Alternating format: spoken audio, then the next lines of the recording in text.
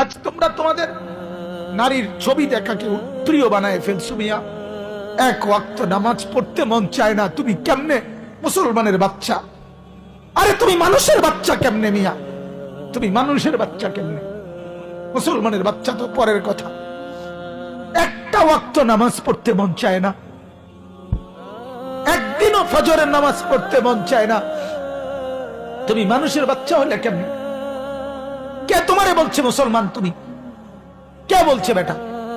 আল্লাহ নবী সাল্লাল্লাহু আলাইহি ওয়াসাল্লাম 23 বছরের মেহনতের শেষে, নওজোয়ান তোমরা শোনো মিয়া, 23 বছর পরে যেদিন নবী সর্বশেষ আল্লাহ নবী সাল্লাল্লাহু আলাইহি ওয়াসাল্লাম যুদ্ধের যেই কাফেলা আল্লাহর রাস্তায় রওনা করাই দিছিলেন, নবীজির হাতে সর্বশেষ যাকে সেনাপতি বানাইয়া, তিনি ছিলেন মাত্র 18 বছর বয়সের যুবক হযরতে উসামা ইবনে যায়েদ।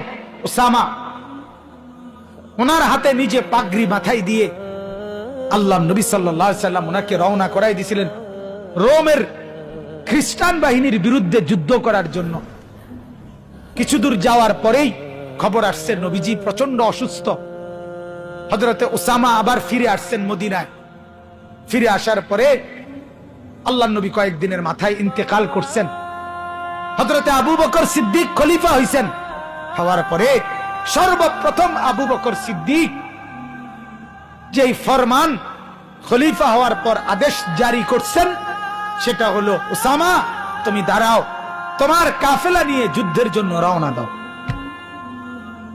হযরত আবু বকর বলছেন, উসামা, আল্লাহর নবী যে কাফেলা রওনা করাইছে, আমি আবু বকর তা থামাইতে পারি না, চলো সামনে বাড়ো।